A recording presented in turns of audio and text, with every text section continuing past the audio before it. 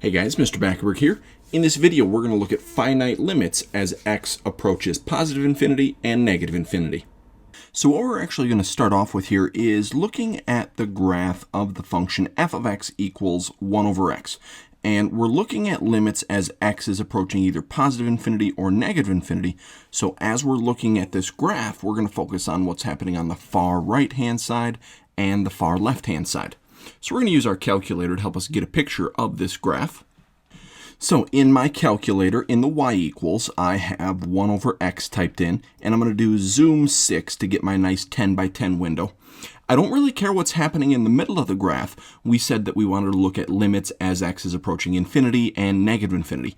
So infinity would be looking at what's happening on the far right-hand side, and our graph looks like it's flattening out right around the x-axis, so that would be a y value of 0. And if we look at what's happening as we go to the left towards negative infinity, again, it looks like our graph is flattening out right around that x-axis, which again would be a y value of 0. So what's actually happening here is there's a horizontal asymptote running along the y value of 0. So now, as we look at some limits, so if we look at the limit of this function as x was approaching positive infinity, we said that our graph, as it went far out to the right-hand side, was flattening out around 0. So we can say that the limit as x approaches infinity is equal to 0. And the same thing happened on the left-hand side. If we did the limit as x is approaching negative infinity of this same 1 over x, again, that left side of the graph, it was flattening out around that y value of 0. So this limit is also equal to 0. Now, this end behavior of our graph as we're approaching infinity and negative infinity leads us into the idea of horizontal asymptotes.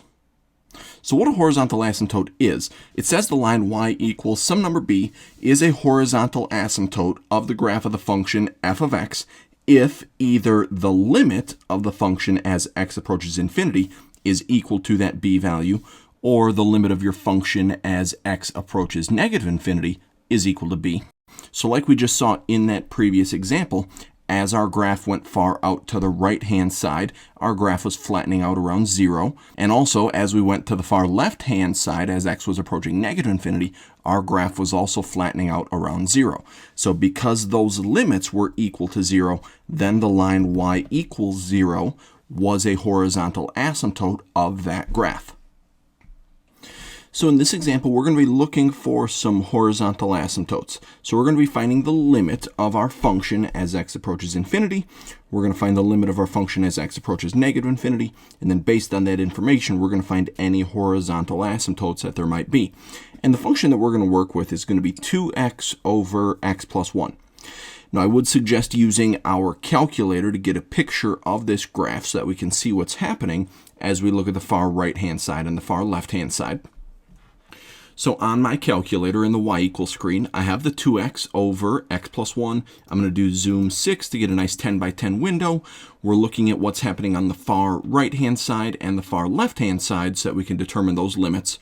So as we look out to the right-hand side, it looks like our graph is flattening out, and it looks like the y value that's happening at is maybe a y value of 2.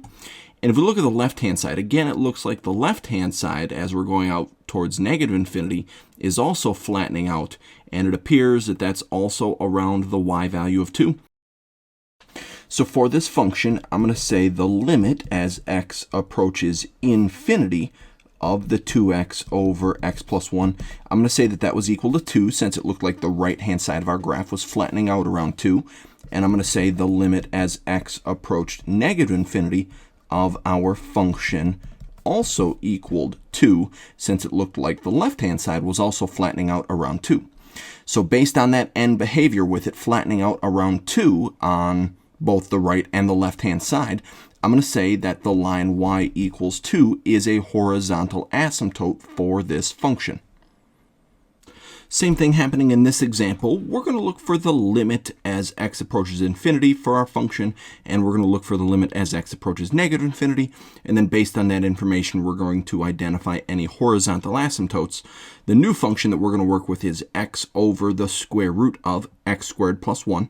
So just like we've been doing, we're going to graph this out on our calculator so we can see the right-hand behavior and the left-hand behavior happening. So in my y equals screen, I've already got that function typed in. I'm going to hit my graph. As we look out to the right-hand side, it looks like our graph is flattening out, and it looks like that's happening at a y value of 1.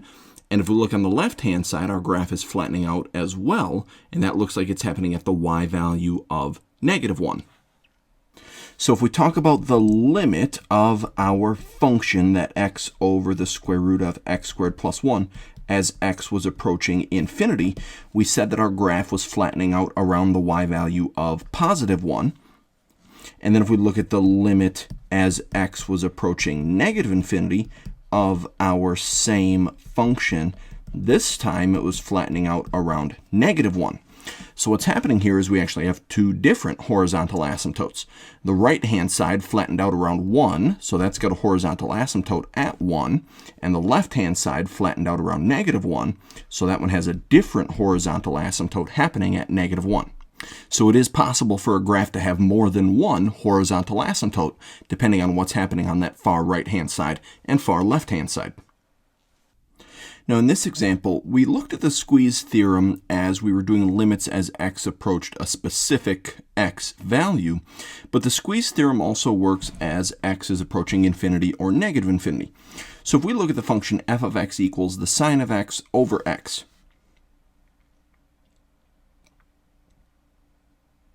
this is damped oscillation, even though it doesn't really have the form that we would normally write this function as. But we can adjust it. Having the sine of x over x is really like having 1 over x times the sine of x. So this is damped oscillation with a damping factor of 1 over x. So in my y equals screen, when I type in this original function, I'm also going to type in the graph for 1 over x, and I'm going to type in the graph for -1 over x as well, and then we're going to look at what the squeeze theorem looks like with this function.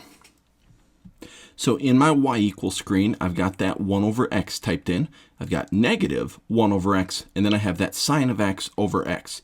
If I hit graph, the blue graph is my 1 over x, the red graph is that -1 over x, and then the black graph is sine of x over x. And we want to look at the limit as x approaches positive infinity. And it's maybe a little bit difficult to see what's happening with our graph right now.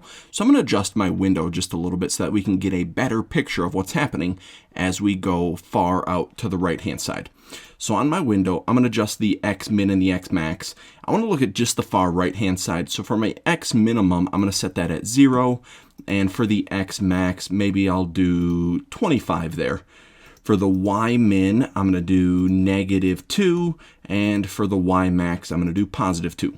Now if I hit graph, this gives us a little bit of a better idea of what's happening as we work our way out to the right-hand side. So the black graph is oscillating, bouncing up and down over top of that x-axis.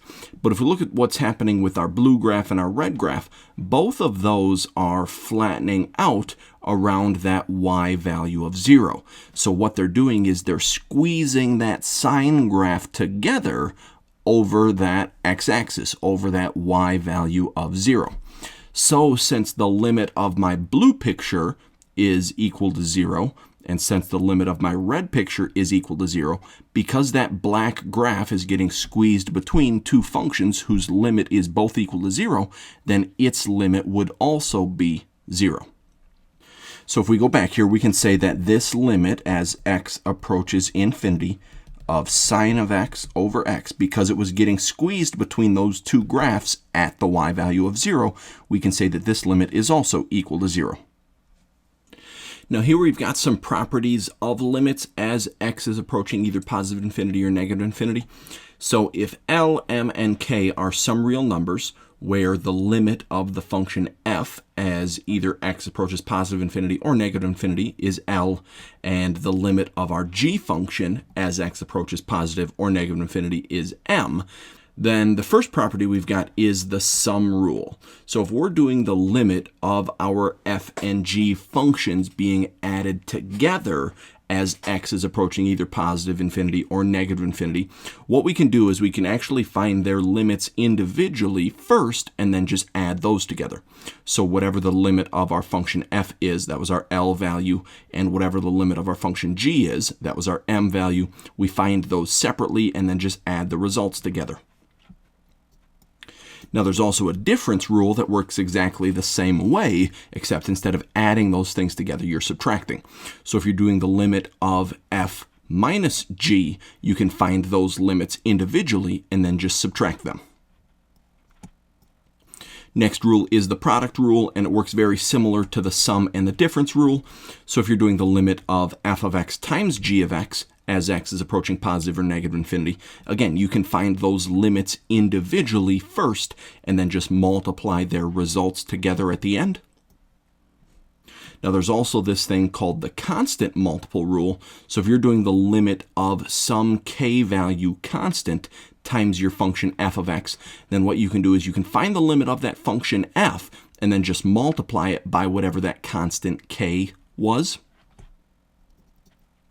Similar to those other operational rules, we also have a quotient rule for dividing. So if we're doing the limit of f of x over g of x, again, we can find those limits individually. We can find the limit of f of x and we can find the limit of g of x and then just divide those things together as long as that m value isn't 0, since m is on the bottom of that fraction.